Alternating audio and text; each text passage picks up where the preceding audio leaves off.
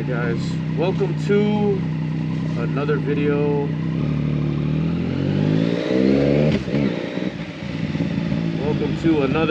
Guys. This is gonna be a little different. Oh, that's my boy. Hey, gotta say hi to my boy. Too bad I'm not filling up today. But anyways, welcome to another video, guys. This is gonna be a little different. I figured I've always wanted to do something like this where I just ride and I talk, and I got a couple minutes left before I go back to work, so I figured today is the best day to do it. I always wanted to do like a Q&A type of thing, so if you guys don't want to watch this video, get out of this video now and wait for another regular vlog from me, and yeah, we'll hit the road and start talking. Cue the intro music.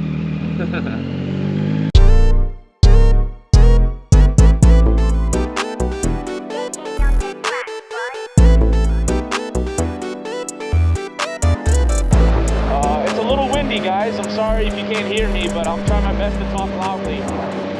But anyways, let's start this video off with some thoughts. Obviously, I don't have any questions and answers. I don't have any questions from you guys, so in the next couple of videos, if you guys want me to do more of this kind of stuff, just put down some questions down below, and then I'll answer it in the next video if you guys want me to continue stuff like this. So let's just start off of how I got into this. How I got into the two-wheel life, because I was originally a car guy, right? Well, that is true, but I've always had oh god damn, that's a Ford GT. Woo! That's crazy. Okay. See, car guy. I am a car guy, man. So let's start there. I've had plenty of sports cars in the past. My very first one was a 2015 Honda Civic Si, and I'll try to put pictures here as I talk. But that was my first ever sports car that I ever got into. I absolutely love and I absolutely miss that bike. That car. I absolutely miss that car. That car is really the entrance as to why I made some pretty awesome friends in the car community, which turned into some long life friends, Andy including one of them, because without that car, I would have never met that dude. Because we matched back then. I'll probably try to, here's a picture of me and Andy when I still had the Civic. We were literally matching. He had the four-door, I had the two-door. So I had a Civic Si, and then I wanted something more practical. I wanted a hatchback. And I knew I was going to sell the Honda anyways. I'm not a Honda guy at heart. I'm a Toyota guy, so as some of you already know that. But I traded it up for a Toyota Corolla hatchback, a Blue Flame 2020, 6-speed manual. And yeah, I love that car. I had it for, it sucks because I had it for like what? Not even a year until they announced that the GR Corolla, announced the GR Yaris actually. And I've always wanted the GR Yaris. I've always wanted a small little nugget hatchback that had like a stupid amount of power. And you know, 300 horsepower isn't a lot of horsepower to some people, but to me, that is just such a sweet spot, a beginning sweet spot for a sports car like that. So I've been saving up, and then they finally gave us the GR Yaris in the States in the form of a Corolla. So of course I have the GR Corolla now. And now I'm on a bike. But before that, before all those cars, as many of you know, well, all my homies are watching this, whoever watching this, whoever doesn't know, the first ever time I ever got into bikes was thanks to Tron. Tron the movie, Tron Legacy, that came out in what, I don't remember, but I was in high school when that movie came out and I watched it. I think it was like somewhere between 2011 to 2015. So that really got me into wanting a bike. I mean, literally the opening scene of Tron was just man, I mean, as you can tell by my other video, like where I revealed this bike, like my Tron run, you know, I have a love for Tron. Like, Tron is just such an amazing movie. What's coming? You promised. Sam, you have to eat. Go with me. Sam? What will become of Flynn's legacy and the future of Encom will most likely depend on what becomes of this now orphaned little boy.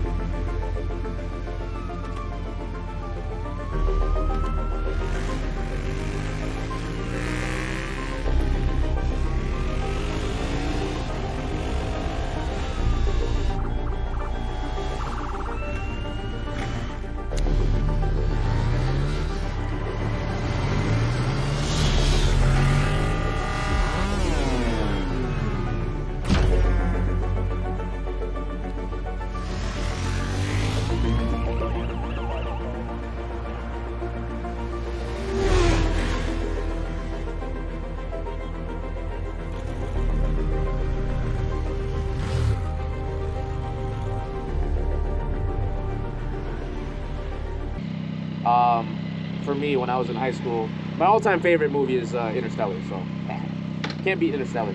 But what got me into motorcycles was Tron, and the opening scene. I'll try to clip it. I'll probably get copyrighted, but I don't care. But the opening scene of Tron, as you can see, was just amazing. Like, it was just it resonated with me a lot because the scene opened up with Flynn, this kid, on a mountain bike, and he was just like, or was it just a regular bike? I don't know. But for some of you that don't know, I used the mountain bike a lot. Like, I was an avid mountain biker for a very long time. I even made a channel for it. If you guys are interested in that, I'll probably link the channel down below, or like do a little timestamp card here of my mountain biking videos. But anyways, in the scene, he was on a mountain bike, and then fast forward like what, maybe, I don't know, 15, 20 years or whatever, it was on him on his motorcycle. It was like a Triumph or like a Bonnie or something. Well, okay, now I know I'm wrong because every time I say Triumph, all my homies keep correcting me and it's not a Triumph, it's a Ducati. So yeah, a Ducati something, and it was a cafe style, and that's, I love that scene of him like just weaving in and out of traffic. It's just, it was amazing. It was awesome to me, and that's what really got me into bikes. And I just wanted one ever since. And obviously, I love the cafe look, and that's why I have this bike. It's a modern retro cafe style bike. But fast forward, you know, throughout all of my cars that I've had, my good friend Tim, he's the one that really pushed me to getting into a bike, because when there was one time where we met up with some friends. We was at Bullfrog Lake, and he had the Z1000, but that wasn't even his bike. It was this like family friend's bike, his cousin or something. And that was the first time he was riding on a motorcycle. He let him, his family friend let him borrow it, and that was the first bike I ever got on, but I never rode it. But it was like, damn, I'm on a motorcycle. Like, I've never had any friends that had a motorcycle, so I never had the chance to really sit on one and, you know, feel it out, unless I go to the dealer. But I never really, whatever. So he got me on that bike, and I was like, damn, this shit's heavy. I was really scared to drop it, even though I was just like not riding it. I was just doing a lot, but the feeling of a motorcycle between my legs is like awesome. So anyways, fast forward. He gets his own bike. It's a Kawasaki Z400 naked.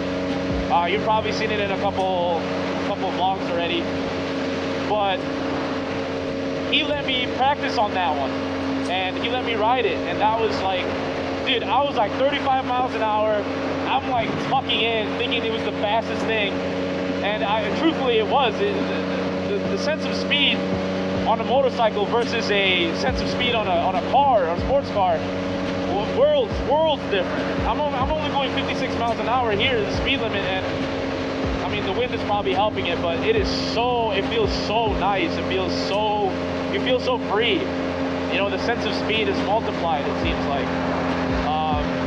So yeah, anyways, he let me test ride it around the lot, and I'm like, dude, I'm doing it. I gotta do the MSF course.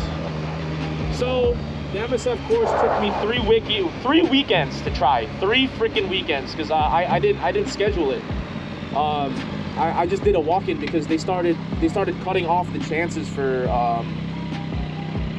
what is it called, for to schedule. Like there was no more after that year. I think 2020, I already forgot when I got my license. 2022, 2023.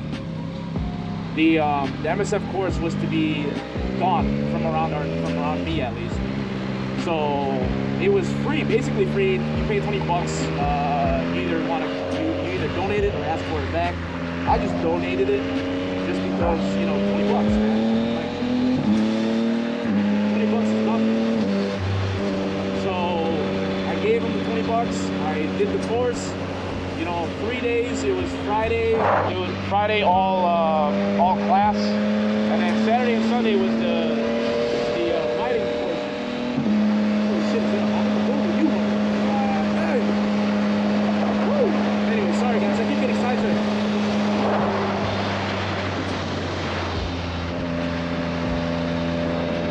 Almost fucking ran into me. Anyways.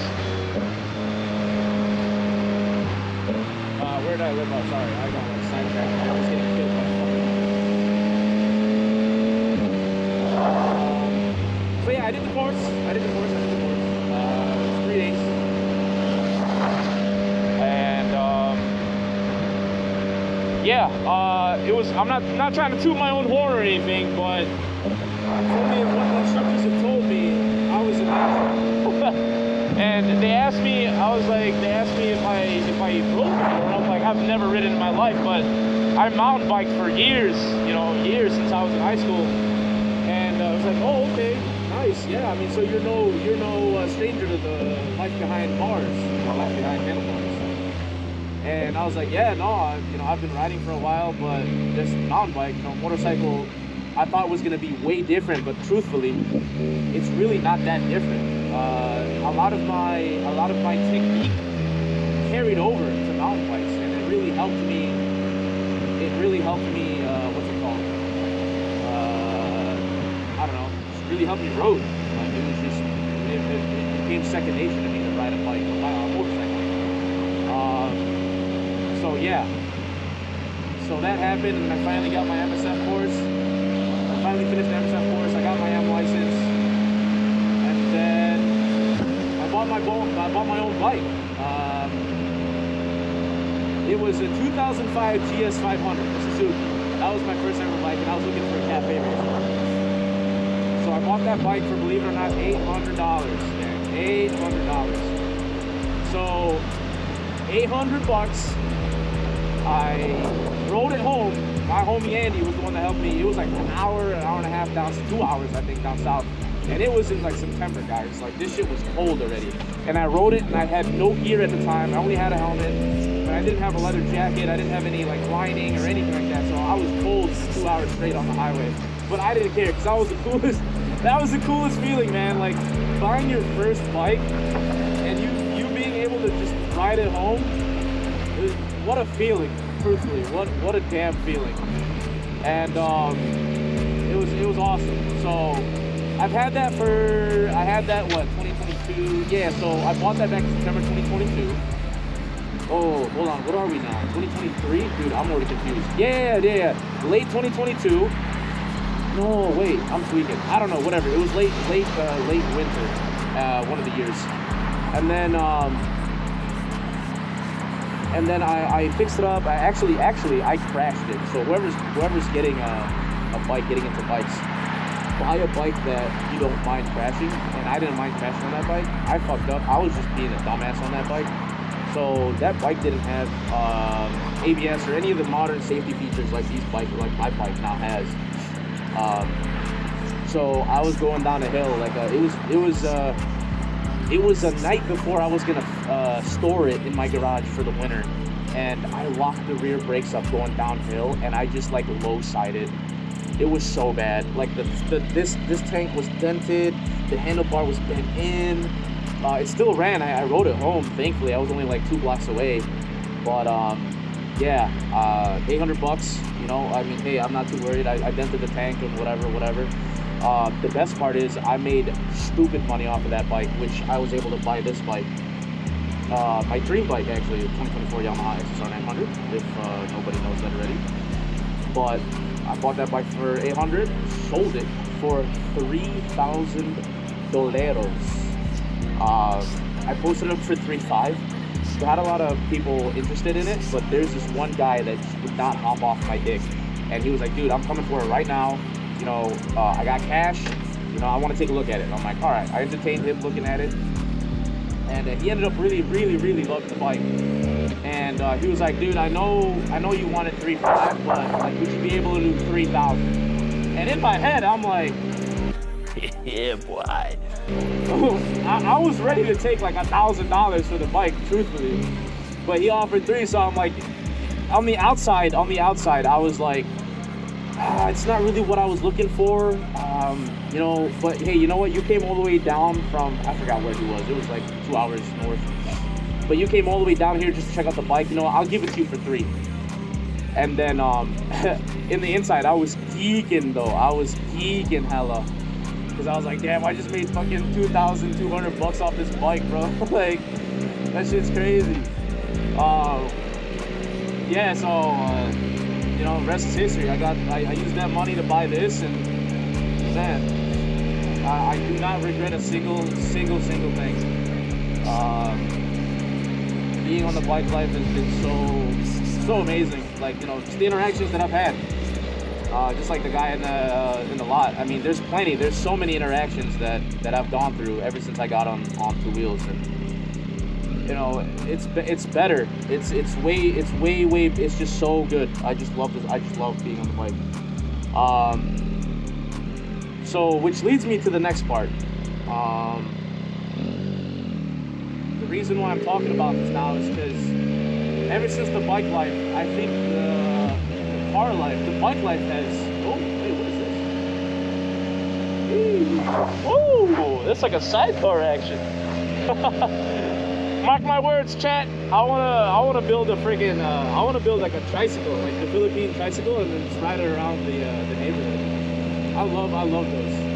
Anyways, I'm sorry. Hey, what should we do, chat? Should we do a full roundabout here? Just do a circle? Just because why not? Okay, let's do it. But I'm saying this now because I really am considering selling. People are probably like, what the fuck is this guy doing? I'm really considering. Oh yeah, I'm really considering selling my Corolla. The reason why I say this is because, truthfully, there's no point in having a motorcycle, you know, like a fast motorcycle and a fast car.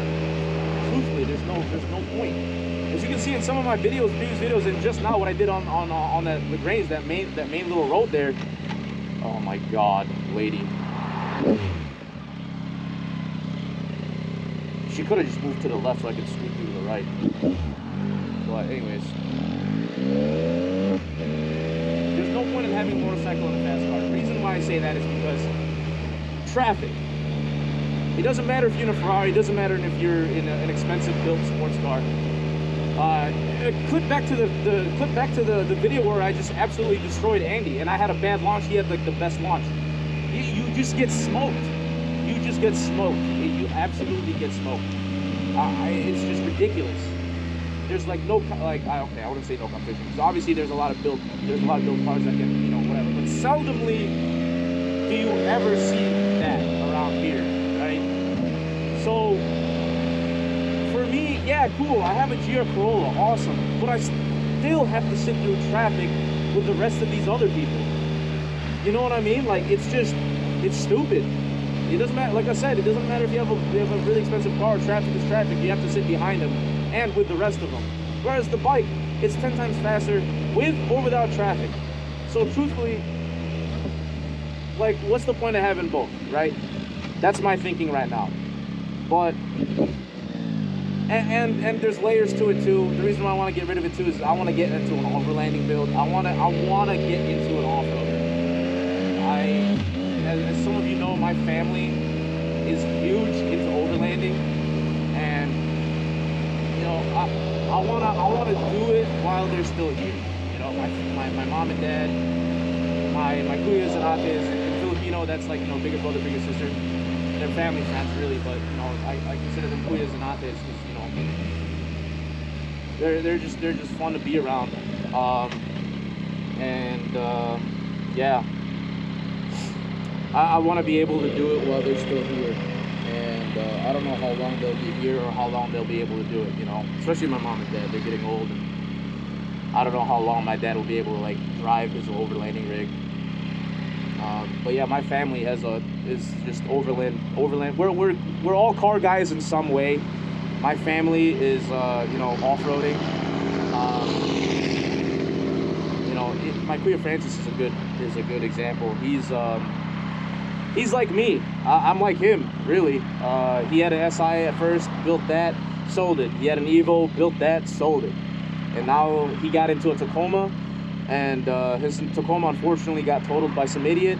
Now he's in a 4Runner, you know. And same thing with me. I have an SI, and now I have an all-wheel drive like fucking monster, and I'm getting bored. I'm getting bored of it, truthfully. The one thing that stuck out to me, what my Kuya Francis told me was, what's the point? You mod your car so fast, and you can't even use all of its power. You know, all that money that you dumped into your sports car, you can't even use it all the time unless you're at a track 24/7. But you know, it's just dumb. You know, whereas a bike, you could really, I've been using this full power every day. You know, whereas on an off-roader, you mod it and you can use everything on there: suspension, lights, you know, all, like gear, everything, man. So yeah, I'm at a fork in the road, guys. I'm on the fork. I'm stuck between a hard place and a rock, truthfully, and it sucks. I don't know what to do. I'll still keep the Corolla. We'll see how it goes, but I don't know, man. I'm really close to just selling it. It's gonna get harder each day passes by, because even Andy's thinking about selling his car. You know, parting it out.